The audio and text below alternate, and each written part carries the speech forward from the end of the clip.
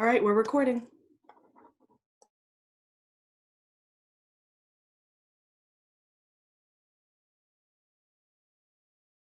All right, guys, I'm going to go ahead and call the body to order. Um, First, before we get into things, I do want to thank everyone for showing up on Zoom in 2020. This is a great time to be live, and I want to thank all of you guys for being adaptable and working with us through this. Couple thank yous. I want to thank the delegation chairs, Lydia Bomboy and Sylvie Stanton, for helping organize this, and a big special thank you to Secretary Vo for doing a lot of the legwork in putting this together. All right, guys.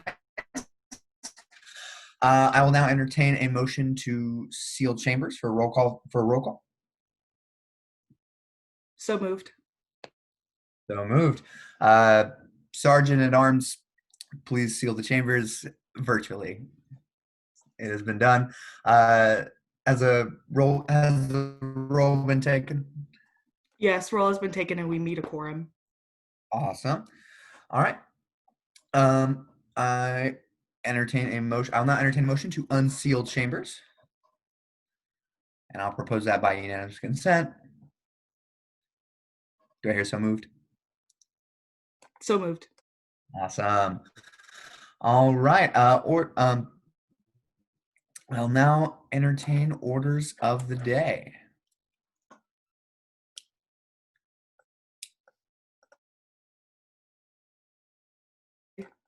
Orders of the day. All right, orders of the day having been heard. Madam Secretary, what are our orders? Or I guess I'll consider our Secretary floor leader for the purposes of this meeting. What are our orders of the day? What's first up on the docket? It is SE001, author Woods. All right. Is there an author present? Indeed, there is. Author, you are now recognized for 3 minutes in author's explanation, beginning when you do. Thank you, Mr. Chair. Please direct my comments to the body. Directed. Body and fellow college students, there is currently a program in place in the state of Oklahoma known as O.I.L, or Oklahoma's Promise. This program provides full tuition for 4 years at any public in-state university for qualifying students. While I am incredibly grateful for the opportunities that this program gives to our students, it doesn't give those opportunities to enough of them. Currently, to qualify, the annual household income of the student has to be $55,000 or less, and the student must have a 2.5 GPA. Hard cap, no flexibility.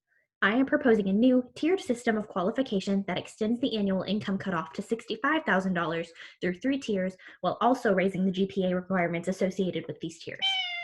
As you can see in the context of the bill, instead of just generally raising the income cap or the GPA cap, it raises as a tiered system. So it starts at $50,000 per year and the student must have a 2.5 GPA or above. However, that can range from $50,000 to $60,000 if the student has a 2.7 GPA or above, or $60,000 to $65,000 if the student has a 3.3 GPA or above. Currently in the state of Oklahoma, Oklahoma's Promise recipients' GPAs range from a 3.0 to a 3.45, meaning most students make the effort for qualifying for this. They're just not given the opportunity because of the strict guidelines that Oklahoma's Promise currently has in place. And with that, I yield my time to questions. All right. By her actions, the author has yielded 1 minute and 27 seconds to in time for questions, leaving 6 minutes and 27 seconds in time for questions. Shall there be questions? Shall there be questions? Senator Vo, you're recognized. Do a lot of students make use of Oklahoma's Promise?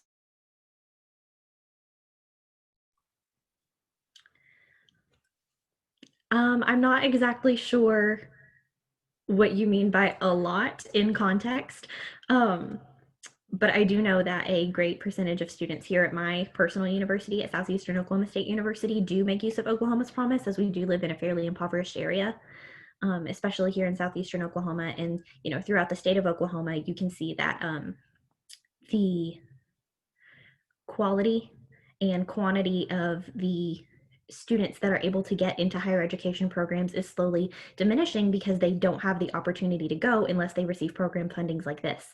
And while the number of students that do utilize this program is great, it could be even greater, and it could produce visionaries through higher education if we only give them the opportunity. Grinnell on the next question. Thank you, Mr. Chair. Please direct my question to the author. Directed. Author, do you know the percentage of students who are not able to get Oklahoma's Promise because of such a low rate? I can't give you the exact percentage because that would require an in-depth study and participation on parts of people who would like to participate in a survey, stating their household income and stating that they would need this program. I would love to actually see those numbers if possible in the future. That would certainly be interesting statistics to have, but unfortunately I don't have those for you today. Seeing no further questions, I'm going to recognize myself for a question. Madam Author, on the subject of Oklahoma's Promise, do you have any personal experience with the program and what it's meant to you or to any of your close personal friends? Unfortunately, I was a student that didn't qualify for Oklahoma's Promise. My parents actually made $3,000 over the cutoff limit for the years that I could apply, even though my parents work as a mechanic and a public school teacher.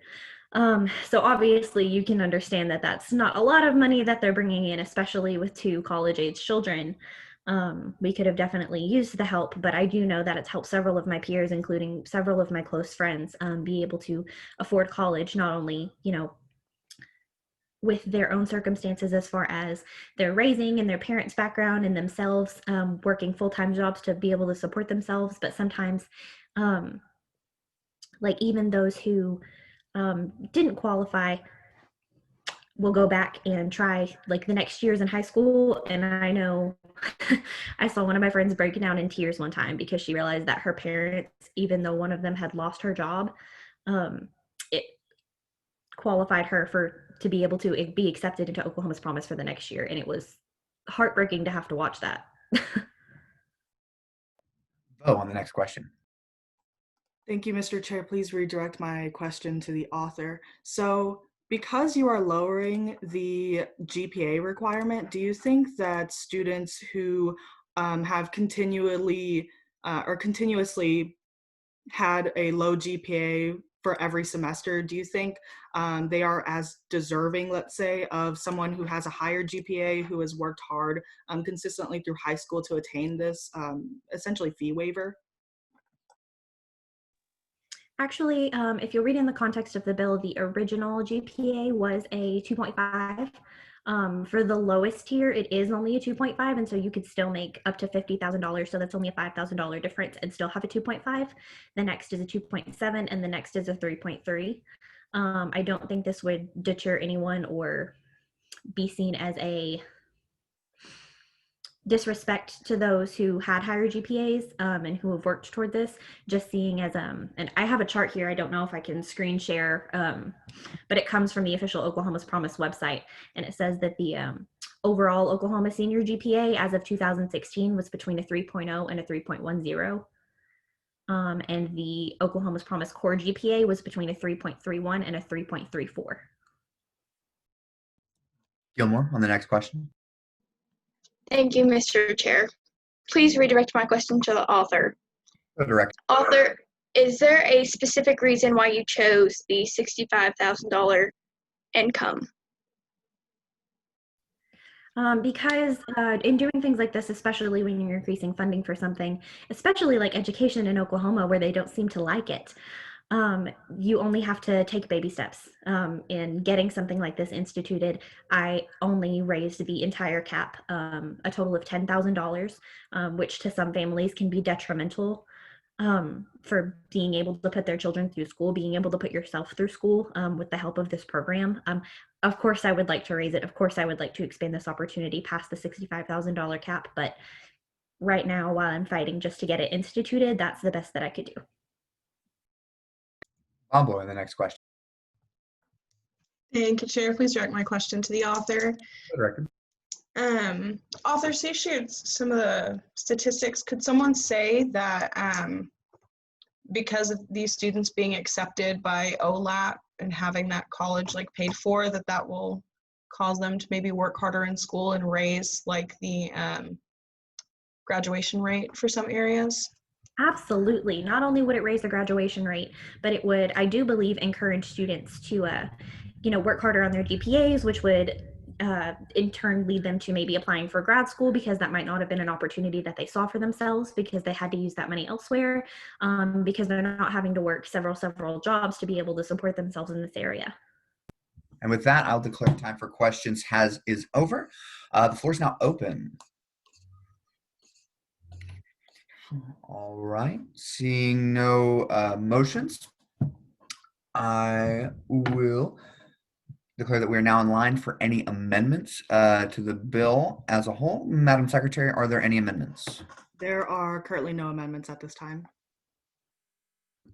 Currently seeing no amendments at this time, I will now declare that we are in line for a roll call vote of final passage. I'm going to formally seal chambers for the purposes of a roll call vote. Everybody shut your doors. But Madam Secretary, will you please initiate? Yes. Senator Bomboy, Yes. Senator Sonabria, Yes. Representative Brown, Yes. Senator Rabine, Yes. Senator Lauderdale, Yes. Senator Gilmore, Yes. vote yes. Senator Grinolds, Yes. Senator Stanton, Yes. Representative Woods, Yes. and Representative Jones. Yes. All right, votes have been taken. All right, the body will stand at ease for the purposes of tabulating the vote. The body will come back to order. Bill SE 001, author Woods, does hereby pass this honorable Senate by unanimous consent, actually. I typically exist in the House, so I like to do the claps, but yeah, let's go. There's a tradition that exists in the O.I.L House of Representatives where whenever the House passes the bill, we sing Oklahoma and we clap really loud, and it's a great fun time. All right, moving on, I will entertain orders of the day. Orders of the day. Having heard orders of the day, Madam Secretary, what are we in line for? We are in line for ECU 001. All right, ECU 001, will you please, Madam Secretary, will you please read the short title and any amendments? Yes, ECU 001 is an act relating to higher education, providing short title, providing definitions, providing for codification, providing for penalties, and providing an effective date. There are currently no amendments at this time. All right, is there an author present? Yes. All right, author, you are recognized for 3 minutes in author's explanation, beginning when you do. Thank you. Please direct my comments to the people. Good So have you ever been in class and you have experienced distractions from people walking into classrooms, wearing pajama pants, and then they sit down and they look tired and they look like they don't want to be there. It's very distracting. And so I am moving that we ban pajama pants in classroom settings for college students, because I think that if you're in college, you're there to work towards being professional, and I think that you should represent yourself as such. So I am moving to ban pajama pants. Do you yield your time? Yes. Yes, I yield my time. By her actions, the author has yielded 2 minutes and 1 second in time for questions, leaving 9 minutes and 1 second in time for questions. Shall there be questions?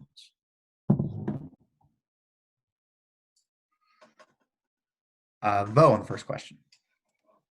Thank you, Mr. Chair. Please redirect my question to the author. So do you think that by barring people from wearing, let's say, pajamas to class, do you think this will bar certain people who don't have the ability to purchase, clothing that is deemed suitable by the state to class? Would they, not receive adequate education because of this? So if you look at the bill, it talks about how a teacher would be able to dismiss the student from class for the day. I think that this is just more ensuring that students show up and they're ready to learn and they're, working towards their future. They're dedicated. I think that this is just another step in being dedicated to working on your future. So I think that I don't think that it would affect their learning. I don't think so. Woods on the next question. Thank you, Mr. Chair. Please direct my comment to your question to the author. Right. Madam Author, whenever you say in your explanation that college is supposed to be an environment where you are working toward being professional and you are supposed to be, encompassed in your learning and that you should be avoiding distractions, can you not just do that by yourself? Can you not just mind your own business? You can, but I know that there are a lot of people, people notice what other people wear. And no matter what is happening in the classroom, you can be distracted easily. Whenever you think about the wide array of students, some people may have learning disabilities and have hard times focusing in classrooms as is. So I think that this would help. Okay. Bomboy on the next question. Thank you, Chair. Please direct my comments to the author. For the record. So you talked about how you're striving towards this professionalism. Could you not say that these students have the rest of their lives to be professional? So why worry about that right now while they're still learning instead of focusing on that later on down the road? So I like this question. It's a good question. I think that they should start now and prepared now to be corrected is not the right word, to be getting used to what they are to expect in the future. And I think, there are a lot of things like workshops and things that students go to where they're expected to be, represent professionally. So I think that should just extend into the classroom. Stanton on the next question.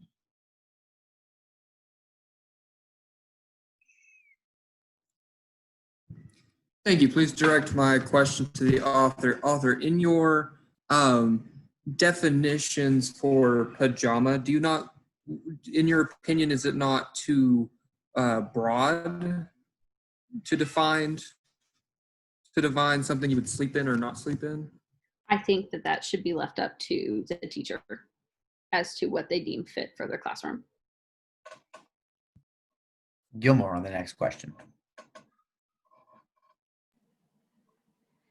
Thank you, Mr. Chair. Will you please redirect my question to the author? Of course.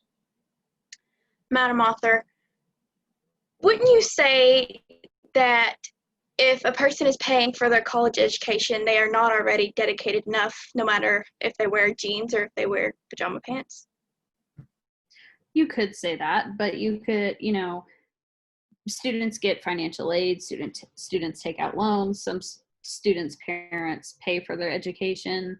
So, you can get financial aid and then drop out, the next semester. So it's not, I don't think that just taking out a loan shows your dedication to your education. Seeing no further questions, I'll recognize myself for a question. Madam Author, you in section 2, the definitions, point 4, you define academic wear as something that refers to any type of clothing that be considered as business casual. And examples you give are jeans with no holes, length appropriate skirts and dresses, or any other type of business professional clothing that is not considered loungewear. But you don't define business professional or business casual. What would those definitions look like ideally under this, if this legislation were to pass? Okay, business casual would be more of jeans with no holes, skirt appropriate, or length appropriate skirts, things like that, of that nature. But I also think that it would also be up to the teacher. Okay, seeing no further questions, I'll recognize myself for a quick follow-up. Considering in Oklahoma, especially in higher education, we have a lot of students that are internationally based that don't subscribe to the same cultures as maybe we do in terms of business professional or business casual. How would those outfits, that wear, how would a professor have full leeway to deal with that, or? Yes, because it's not a student by student basis. It's what the professor seems or deems fit for their classroom. Okay. It's like a cell phone policy. Woods on the next question. For the sake, thank you, Mr. Chair. Please direct my question to the author. For the sake of curiosity, does your bill provide religious? No, but I would be open to that. Bomboy on the next question. Thank you, Chair. Please direct my comments to the author. Director. Author, so you said that these professors will make it like it'll all be up to them, whether what's business casual, what's like loungewear. So would these professors have to like publish their dress code policy prior to the start of class to keep from like discrimination or something like that, so having it published? I think that it can be posted into their syllabus, and you have that little leeway the first couple of days of school or whatever. Kind of like whenever you go to get your books, something that is expected of you. So it would be posted in the syllabus what they expect of you. Vo on the next question. Thank you, Mr. Chair. Could you please direct my question to the author? So because there is a lot of leeway between professors and what they define as professional, would there be like an appeals process for students who think that they have been wrongfully kicked out of a classroom because of this dress code violation? There is not one right now in this bill, but I would be open to that as well. Are there any further questions? Seeing no Vo on the next question. To buy time to write this amendment, how's your day? Could you explain it in excruciating detail? Sure thing. Well, I woke up this morning and I went to class, and then I came home and I worked, and now here I am. Seeing no further questions. Bomboy on the next question. Thank you, Chair. Please direct my comments to the author. Author, how is school going? It's good. School's going great. All right, with that, time for questions has elapsed. On a motion? On a motion, is that with Senator Bomboy? Yeah. Representative Bomboy? Bomboy, you're recognized. I move to extend time for questions by one question for the purpose of an amendment. All right, the motion before the body is to extend time for questions by one question for the purpose of writing an amendment. All those in favor, please signify by saying aye. Aye. All those Aye. all those opposed, say nay. All right, the ayes clearly have it. This motion does hereby pass this honorable Senate. Senator Bomboy, having made the motion, you are hereby recognized for the first question. Oh, thank you, Chair. Please direct my comments to the author. Of course, you would appreciate them. Author, could you explain the taste of your favorite cereal in great detail? Yes. So my favorite cereal is Cocoa Puffs. It's delicious and chocolatey on the outside. Then you put it with some milk and it's fabulous. It's like it's just fabulous. It's a great cereal. But the only thing about it is, whenever you let it sit in the bowl for too long and then it gets soggy and then the chocolate starts coming off. So then you run into a problem whenever you're eating your cereal. And yeah. Okay. Seeing as the amendment has not been submitted yet, we are still in time for questions. I'll use this time to sort of describe what's going on here in Robert's Rules for the folks watching at home and with the Oklahoma Political Science Association. As you may or may not know, in Robert's Rules, there is, especially in, and I used all of my time. The amendment has been submitted. With that, I will declare time for questions is closed. Secretary, will you please read any? We're now in line for any amendments to the bill. Secretary, will please read. Yes, the amendment says to add a new section under subsection 3 to say, schools shall provide for an appeals process through which students who believe they have been wrongfully removed from the classroom because of a violation of this act. Author vote. All right. Are there any amendments to the amendment? There are no amendments to the amendment yet. Is there an author present? There is. All right, Madam Author, you are hereby recognized, I believe for 2 minutes it is for amendments, 2 minutes in time for author's explanation on Amendment 001, beginning when you do. Thank you, Mr. Chair. Please redirect my comments to the body.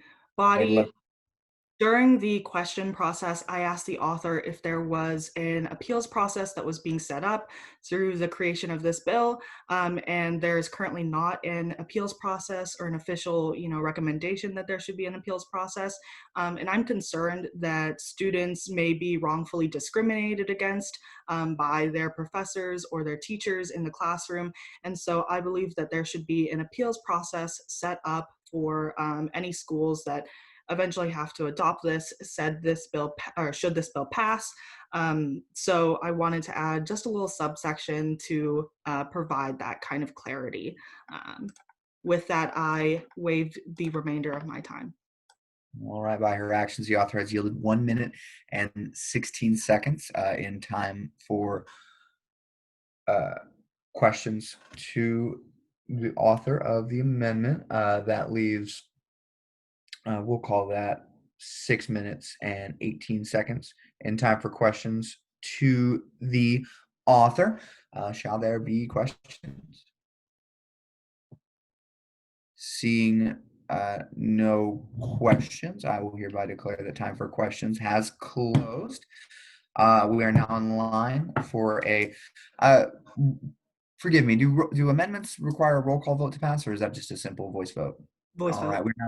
All right, we are now in line for the passage of Amendment 1. I'll propose that by a voice vote. All those in favor, please signify by saying aye.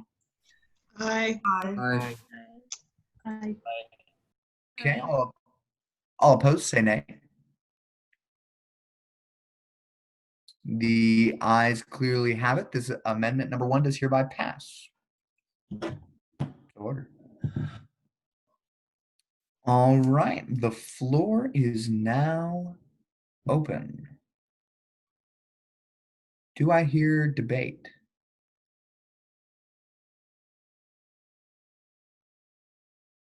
All right, hearing no call for debate, I will now declare that we are in line for a roll call vote.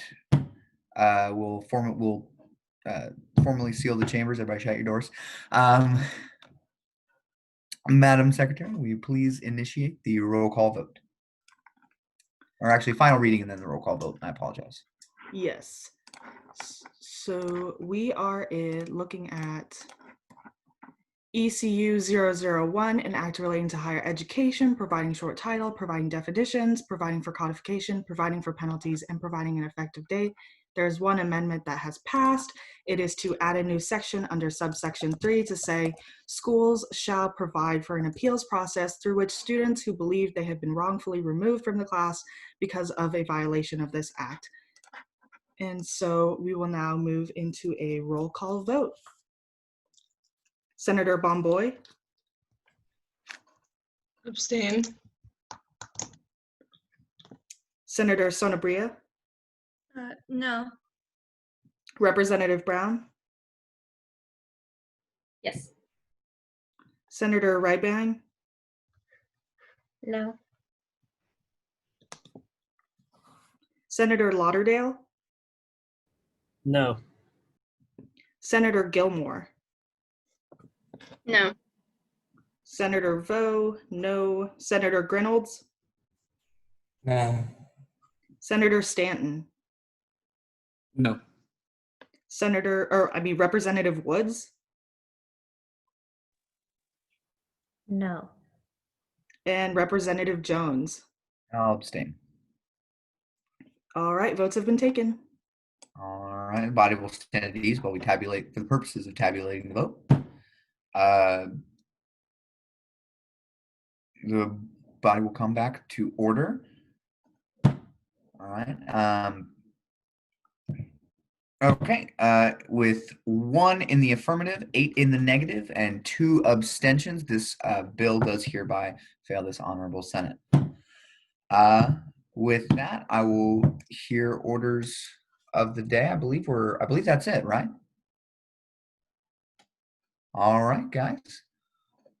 Well, I will now entertain a motion to adjourn. Somebody who hasn't made a motion yet. On a motion, On a motion, Representative Woods. I move to adjourn. All right, I'll propose that by unanimous consent without objection. So shall be the order. Good job, guys.